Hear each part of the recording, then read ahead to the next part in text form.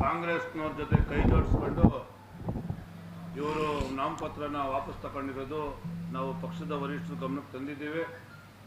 ಮುಂದಿನ ದಿನಗಳಲ್ಲಿ ಇದಕ್ಕೆ ತಕ್ಕ ಶಾಸ್ತ್ರವನ್ನು ಪಕ್ಷ ನಿರ್ಣಯ ಮಾಡ್ತಿದೆ.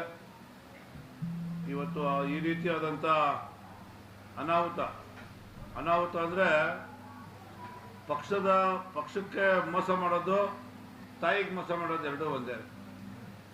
ಪಕ್ಷದಲ್ಲಿ MLA ಆಗಿ 2 ಸತಿ MLA ಆಗಿ ಒಂದು ಪಕ್ಷ ಇವ್ರಿಗೆ ಅಧಿಕಾರ ಕೊಟ್ಟು ಎಲ್ಲ ಮಾಡಿ, ಮಗಳಿಗೆ ಸೀಟ್ ಕೊಟ್ಟು, ತಾಯಿಗೆ ಸೀಟ್ ಕೊಟ್ಟು, ಇವ್ರಿಗೆ ಸೀಟ್ ಕೊಟ್ಟು ಮಾಡಿ ಇವತ್ತು ಯಾವುದೋ ಆಸೆಗೆ ಒಳಪಟ್ಟು ಇವತ್ತು ಅದು ಕೊತ್ತೂರು ಮಂಜುನಾಥ್ ಜೊತೆ ಕೈ ಜೋಡಿಸ್ತಾರೆ ಅಂದರೆ ಸನ್ಮಾನ್ಯ ಸಂಪಂಗಿ ಅವರು ಯಾವ ಮಟ್ಟಕ್ಕೆ ಹೋಗಿದ್ದಾರೆ ಅನ್ನೋದು ಈ ಜಿಲ್ಲೆ ಜನ ಕೂಲಂಕುಷವಾಗಿ ಆಲೋಚನೆ ಮಾಡಬೇಕು. ಸಂಪಂಗಿದಾಯ್ತು, ಮಗ ಒಳ್ಳೆ ಬೆಳೀತಾ ಇದ್ದ, ಸಣ್ಣ ವಯಸ್ಸಿಗೆ ತಾಲೂಕು ಸೊಸೈಟಿ ಅಧ್ಯಕ್ಷನಾದ. ಅವನು ಚುನಾವಣೆಗೆ ನಿಂತಿದ್ರೆ 100 ಗೆಲ್ತಾ ಇದ್ದ. ಕೊತ್ತೂರು ಮೇಲೆ ಅಷ್ಟು ಅವಿಶ್ವಾಸ ಇತ್ತು ಸದಸ್ಯರುಗಳಿಗೆ. ಆದರೆ ಇವತ್ತು ತಾಯಿಗೆ ಮೋಸ ಮಾಡುವಂಥ ಕೆಲಸ ಇವ್ರು ಮಾಡಿದ್ದಾರೆ. ಪಕ್ಷದ ಗಮನಕ್ಕೆ ನಾವು ತಂದಿದ್ದೀವಿ. ಪಕ್ಷ ಇದನ್ನ ತೀರ್ಮಾನ ತಗೊಂತಾರೆ. ನಮ್ಮ ಜಿಲ್ಲಾಧ್ಯಕ್ಷರು, ಭಾರತೀಯ ಜನತಾ ಪಕ್ಷದ ಜಿಲ್ಲಾಧ್ಯಕ್ಷರಾದಂಥ ಓಂಶಕ್ತಿ ಚಲಪತಿ ಅವರು ಕೂಡ ರಾಜ್ಯಾಧ್ಯಕ್ಷರ ಗಮನಕ್ಕೆ ತಗೊಂಡ್ಬಂದಿದ್ದಾರೆ, ಪ್ರಧಾನ ಕಾರ್ಯದರ್ಶಿಗಳ ಗಮನಕ್ಕೆ ತಂದಿದ್ದಾರೆ. ಮುಂದಕ್ಕೆ ಇವರು ರಾಜಕೀಯದಲ್ಲಿ ಬೆಳಿಬೇಕು, ಮಾಡಬೇಕು ಅಂತಕ್ಕಂಥ ದೂರದೃಷ್ಟಿ ಇದ್ದಿದ್ರೆ ಒಬ್ಬ ಕೊತ್ತೂರು ಮಂಜುನಾಥ್ಗೆ ಕೈ ಜೋಡಿಸಿ ಅವನ್ನ ಅವಿರೋಧವಾಗಿ ಆಯ್ಕೆ ಮಾಡುವಂಥ ಕೆಲಸಕ್ಕೆ ಇವರು ಅವಕಾಶ ಮಾಡಿಕೊಟ್ಟಿದ್ದಾರಲ್ಲ, ಇದು ತಲೆ ತಗ್ಸ್ತಕ್ಕಂಥ ಕೆಲಸ ಅಂತೇಳಿ ಈ ಸಂದರ್ಭದಲ್ಲಿ ಮಾಡ್ತೀನಿ. ಎಲ್ಲ ನಮ್ಗೇನು ಗೊತ್ತಿಲ್ಲ. ಅವರು ಓಟು ವಾಪಸ್ ತಗೊಂಡಿರೋದು ನಿಜ, ಸುಮ್ಮನೆ ಅಂತೂ ವಾಪಸ್ ತಗೊಳಲ್ಲ. ನೀವೆಲ್ಲ ಅರ್ಥ ಮಾಡ್ಕೋಬೇಕು, ನಮ್ಮ ಬಾಯಲ್ಲಿ ಬರೋದು ಬೇಡ. ನೀವೇ ಅರ್ಥ ಮಾಡ್ಕೊ. ಯಾಕಂದರೆ ಎಲ್ಲ ರಾಜಕಾರಣಿಗಳಿಂದ ಬ್ರಿಲಿಯಂಟ್ಸ್ ಇದ್ರೆ ನೀವು ಇಲ್ಲಿ ಕೂತಿರೋರು. ಅವ್ರಿಗೆ ಯಾರ್ಯಾರು ಕೈ ಜೋಡಿಸಿರ್ತಾರೆ, ಯಾರು ಶಕ್ತಿ ಕೊಟ್ಟಿರ್ತಾರೆ ಅವ್ರಿಗೆ ಅನ್ನೋದು ನೀವು ಅರ್ಥ ಮಾಡ್ಕೋಬೇಕಂತೆ. ಒಬ್ಬರೇ ಮಾಡೋ ಕೆಲಸ ಅಲ್ಲ ಅದು.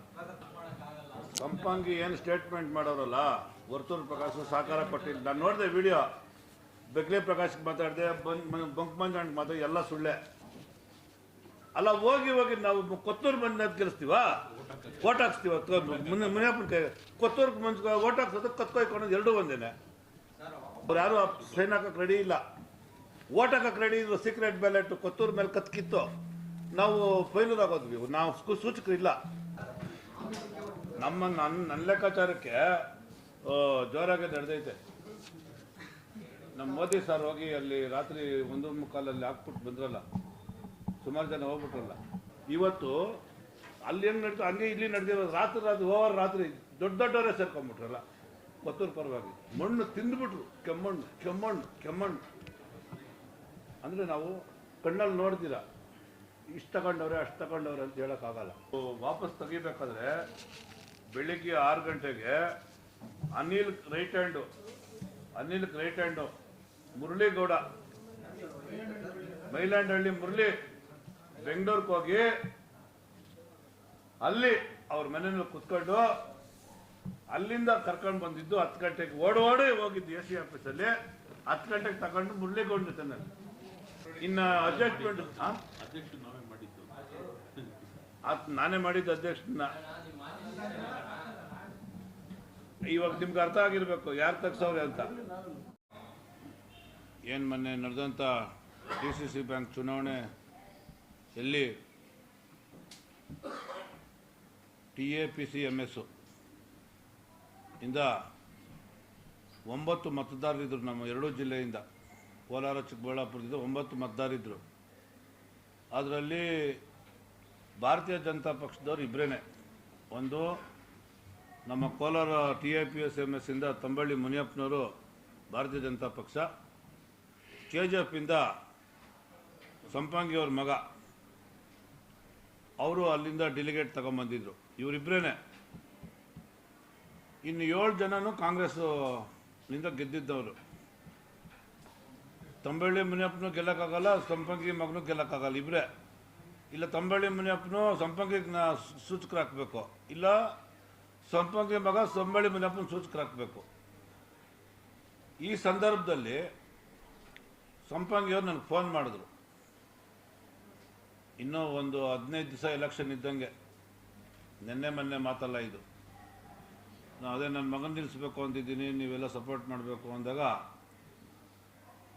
ಈ ಮುನಿಯಪ್ಪನು ಕೂಡ ಕೇಳ್ತಾ ಇದ್ದಾರಪ್ಪ, ನಮ್ಮ ಸಮಾಜದ ಅಧ್ಯಕ್ಷನು, ನಾವು ಮುನಿಯಪ್ಪನ ಹೆಂಗೆ ಬಿಡೋಕ್ಕಾಗ್ತೈತೆ ಅಂತ ನಾನು ಹೇಳಿದೆ.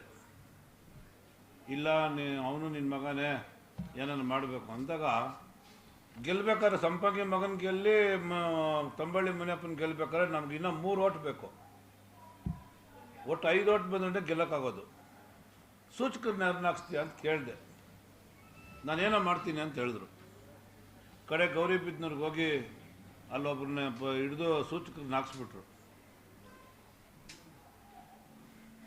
ನಾವು ಆ ಸಂದರ್ಭದಲ್ಲಿ ನಮ್ಮ ರಾಜ್ಯಾಧ್ಯಕ್ಷರಾದಂಥ ವಿಜಯೇಂದ್ರ ಹತ್ರ ಹೋಗಿ, ಈ ಥರ ನಾವು ಒಳಗಡೆ ಏನೋ ಒಂದು ವ್ಯವಸ್ಥೆ ಮಾಡ್ಕೊತೀವಿ, ಸಂಪಂಗಿನ ನಮ್ಗೆ ಸಹಾಯ ಮಾಡೋಕ್ಕೆ ಹೇಳಬೇಕು ಅಂತ ಹೇಳಿದಾಗ, ಅವರು ಮುನ್ರಾಜ್ ಅಂತೇಳಿ ಬಾಗೇಪಲ್ಲಿ ಡಿಫಿಟೆಡ್ ಕ್ಯಾಂಡಿಡೇಟು, ಅವ್ರಿಗೆ ಮಾಹಿತಿ ಕೊಟ್ಟರು. ಆಮೇಲೆ ಮನೆಗೆ ಕರೆಸ್ಕೊಂಡು ಪ್ರಕಾಶ್ ಅಣ್ಣ ಅವ್ರು ಹೇಳಿದ್ದಾರೆ, ತಂಬಳ್ಳಿ ಮುನಿಯಪ್ಪನ ಸಹಾಯ ಮಾಡಿ ಅಂತ ಹೇಳಿದ್ರು. ಯಾರಿಗೆ? ಮುನ್ರಾಜ್ ಅನ್ನೋರಿಗೆ.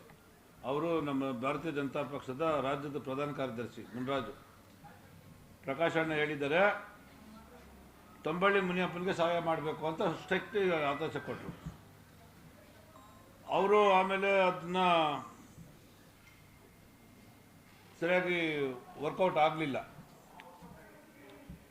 ನಾವು ಕೊನೆ ಗಳಿಗೆವರೆಗೂ ಕೂಡ ನಾಮಿನೇಷನ್ ಹಾಕಬೇಕು ಅಂತೇಳಿ ಪ್ರಯತ್ನ ಪಟ್ವಿ.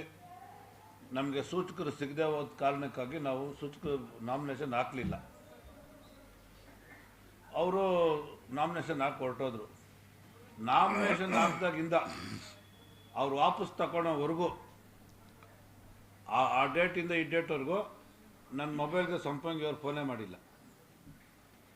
ನನ್ನ ಮಗ ನಿಂತಿದ್ದಾನೆ, ನೀವು ನನಗೆ ಸಹಾಯ ಮಾಡಿ, ಮುನಿಯಪ್ಪನ ಕೈನಲ್ಲಿ ಓಟ್ ಹಾಕ್ಸಿ ಅಂತ ನನಗೆ ಹೇಳಿಲ್ಲ. ನಿನ್ನೆ ಅಲ್ಲ ಮೊನ್ನೆ ಪತ್ರಿಕೆಗೆ ಹೇಳಿ ಏನು ಹೇಳಿದ್ದಾರೆ ಅವರು, ವರ್ತೂರ್ ಪ್ರಕಾಶ್ ಅವರು ನಮಗೆ ಸಹಕಾರ ಕೊಟ್ಟಿಲ್ಲ, ಆ ಕಾರಣಕ್ಕಾಗಿ ನಾನು ವಾಪಸ್ ತಗೊಂಬಿಟ್ಟೆ. ನಿನ್ನ ಮಗನಿಗೆ ನಾನು ಓಟ್ ಹಾಕಲ್ಲ ಅಂದಿದ್ರೆ ವಾಪಸ್ ತಗೋಬೇಕಾಗಿತ್ತು. ಇಲ್ಲ, 9 ಓಟ್ ಐತಲ್ಲ, 5 ಓಟಲ್ಲ ಬೇಕಾಗಿರೋದು, ಬೇರೆಯವ್ರ ಸಹಕಾರ ತಗೋಬೋದಾಗಿತ್ತಲ್ಲ. ಆತ ಯಾರಿಗೂ ಕೇಳಿಲ್ಲ, ಯಾರಿಗೂ ಮಾಡಿಲ್ಲ. ಅವ್ರ ಮಗ ಹೋಗಿ ವಾಪಸ್ ತಂದ.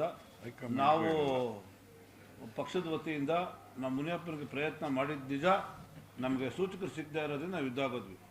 ಅದಾದ ಮೇಲೆ ತಂಬಳ್ಳಿ ಮುನಿಯಪ್ಪನ ಸೂಚಕರು ಆಗಿ ನಾಮಿನೇಷನ್ ಆಗದಿದ್ದಕ್ಕೋಸ್ಕರ ನಮ್ಮ ಮುಖಂಡರುಗಳೆಲ್ಲ ಸೇರಿ ನಾವು ಯಾವುದೇ ಕಾರಣಕ್ಕೂ ಕೊತ್ತೂರು ಮಂಜುನಾಥ್ಗೆ ನಾವು ಮಾಡಬಾರ್ದು, ಸಂಪಂಗಿ ಮಗನಿಗೆ ಮಾಡಬೇಕು ಅಂತ ಒಂದು ನಿರ್ಣಯ ಮಾಡ್ಕೊಂಡ್ವಿ.